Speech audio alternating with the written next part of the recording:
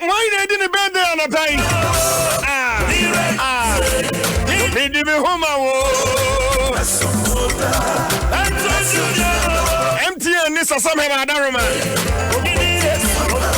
And Chabia, maybe a 4 lines, you know.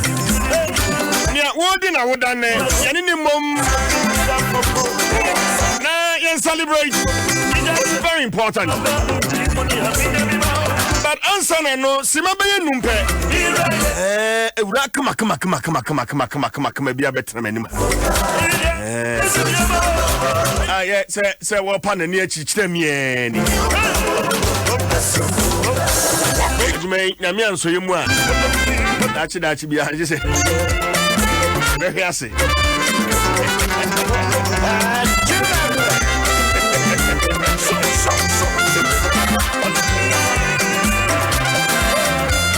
And you know, Manye. Are you are being one set the camera near? Okay.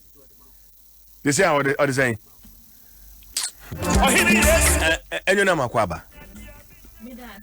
Bibi aboko de nyame adom ye de nyame ase minima de odi run to you as say abrante wo hwiri fem wo hwiri kwa ha no hwiri akwa ha hwiri kwa no hwiri akwa ha osemafo enyo na bibi aboko nyame adom ye de nyame ase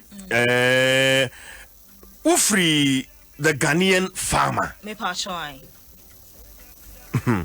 can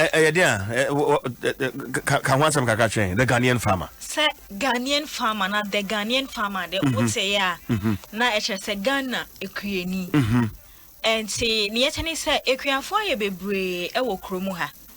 Bebre na no mo ye e de boa o man enkoso. Yes. De bia wo ache awudi. Okueni ankodua ni binsa. Wo be de anya. Wache so many je ho pa. Wow. And a food and agricultural organization for a research, some few years back.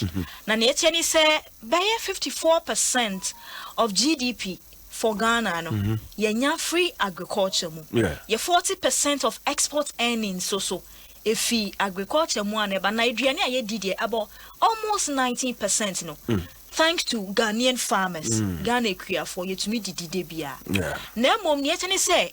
A modern boy or more boy in nature, or more a lot of challenges, or more film. Make I say you to quanko a creapim, a honoma, you call your interviews, and you create for your interviews, Kakra. Now, quina, we show creating a dream. A befaswa, the markets, no, or be and toast, or be a dear Jane and Kruma. At times, almost say, Miniaba. A winning in area, a dear Siwo, Kayaba, no since you are on John to remember. It be about 2 days, 3 days, next you are not say. And say Ghanaian farmer for ye can ya hubum. And ye joy prime focus I say. Emerson say ye be creative platform for fair Fabia make for. Now omutumi abaso no waka omuhi asem. Say emum abani ye bi dia boye subsidies near planting for food and jobs near kakra or ye be farming inputs near the so or ye be nemum bebre na so na wo ho a say on hwe no nye den on omu ni such platforms hardly say obo say show be an platform ya dedicated say this platform for farmers or where then omo come challenges no omo san so come ni ji asem omo san so a few e die ekọ ni yie wo and see ye kan ye ho bomu a creative platform where you find the Ghanaian farmer. Okay, inti then ahwefo ene atiefo isi a omutie me ahwefo a wo mo behwe adwumade no joy prime then no mo hwe adwada ya na mo sha adwada ya ba na first episode fantastic agina mu 2:30 fantastic wo dwam wo office baby a wo bia 2:30 pe fautano no to joy prime na hwe ekuafo omu ni omu ye rabbits ni oye koko ni oye bro ya kokho aye ni omu akasa e bia na wo so pese wo nkokua yom ensu bebre na wonim enti wo hwe platform we a ye chrew e kwan ya obefa so wo land no obesiesie ni fatla ni bibia wo behu saa kwan na e na ne e fine kran ne se wo enche bia me do beba so ye aduane Yet to me, the Honor Penno. Hono, me, I mean, so any better. I'll say, yeah, show it. Joy Prime, the multimedia, they had any come. Yeah. And see, a Ghanaian Farmer for the air, say you couldn't come on a former area. You did any be back kitchen. Now, you was surfer. O ye duane no ebro se otumi de ye kenke kakra o de ye banku kakra emotuo kakra no akere o se o de enwunam so mba aklen so na me favorite pa I see ye kama enti ye din koma ba fuo no na ye kire Ghanaian food aden utumi dia you know ho ye den a utumi di ko ejuma enti ye so ne de ye ni kan ade ba ko a mehunu se eba no se business development program na mo ya de wo ho pa but for instance, content here is TV. I mean, what inspires such content? Inspiration is to celebrate and tap our farmers in the back. Nien kanchom we say ayuko money yo. And you be no to me we school and I say you be awufobia no sure say ma me ntumi enko kria you man me ntumi koye we na me fam boa Ghana man ekua for omo reduce unemployment e wo krom ha ekua for create a lot of a juma edima younger ones abra ye show mun kran say mun kokua yo mu no e say omo ntumi nya dedicated platform bia omo problems omo wo mu so no omo ntumi di tudwa na nkrofo hu bebre na na wa amanoni omo pese omo be invest in Ghana agriculture one main sector ultimately be invest here then ebuaso mane ye nti my inspiration for creating such platform way is solely to promote made in Ghana foods and also celebrate your farmers omo ye den mfiedodo anyina omo ye kuayo e de bo mane nkoso. Fantastic. Fantastic. Many enuna manye na etwetwe nkomo ofri the Ghanaian farmer.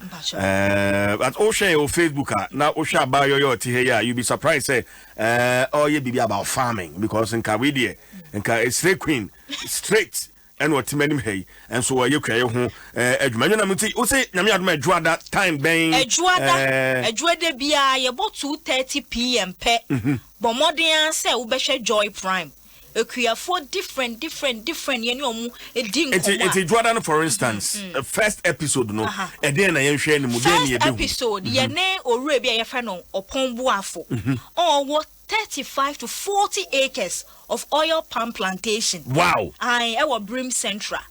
40 oil palm plantation farm.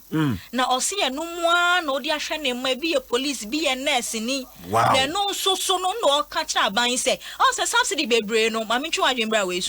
Baby, now come a cocoa for. Yeah. No more, we are a bear, a yeah. Shadam benefits here. And to say, one was a mamma, couldn't to boho, Sabine, you appreciate it, the Oyama cocoa for them. Exactly. Just here be. But modern never can because oil palm we have a see we are. When our bank when we are, yeah, prior would be pro fee. Yes. And no one in self-full. A petition. More. Nina ye fiho. And it's a unim bibiafa oil palm plantation one. May catch us a Monday a bay. But modern said 2:30 bope. So one market office wo fie Joy Prime. Cause a hona sooner eduani bi ye den. Akoso shishi shapa pransa ni ye de abankwan ni ye den ye de ye fantastic me dey say for me am akọ start bi kra ai pesa me ye fu anya my shepe yi me kofi am ko sam na makọ asha Wellington boot ni ye na say ne kra ne say I won say show yi ye hia moa nti mo ye agriculture inputs wo ton fertilizer wo ye wo ton aduane ho nyoma o ye ne nsuo fuoi Mumbra na mbeta ye because you be travel you be ko ba bia Ghana. Question where I mean young pretty lady, yes. Tell us about yourself and your experience in the media space. Who develop content in an area obi akra nwene ho. Tell us about yourself, how the experience is. And you know manye. Me I beni me free tefle. Na manye no so e. Na manye de na kan krandi ho. Say before the ending crime for say will be big. Yeah. Me nana. Matthias, trust me. Me I be in Maria University. Be communications AUCC. No wonder. Na yet any say growing up no I have always thought say may solution or result oriented content to solve a problem. And yes say yes TV abana radio abana wanya akonya ntimi am because that's why you be. But esa wonya ade a a solve problem for a particular sector. And say me was sure about the business trends. I know many business young entrepreneurs needing komo and we know what different channel. And see me hona me dream we papa so ye kwadwuma sa. Na me hon say omo nshada spotlight ni sa. And fa come wasem. So it's about time as I make create some content be make then a great sector. Now journey need here. It's been like 5 years for me. And yeah, easy, sir. Wow. It's been very difficult to be a content producer. Ghana. But Yamia Dumunti. Yeah, ne kakran kakra. And so be uncle follow me. We a farmer. Now war area Ghana ha. Follow me on Facebook, Ghanaian Farmer. Facebook, the Ghanaian Farmer. Yeah. Who call LinkedIn is what? The Ghanaian Farmer. The Ghanaian Farmer. Who call Instagram, the _GH Farmer. Okay. Follow me, not tell me, baby, our farm no be a babesra. Any wedding come. And Monday 2:30 on Joy Prime. 2:30 Joy Prime. 1 hour hosting, right? Fantastic. Charlie, I wish you well. You be too much. You be too much. Thank you. You be too much. You be too much. I wanna minimum.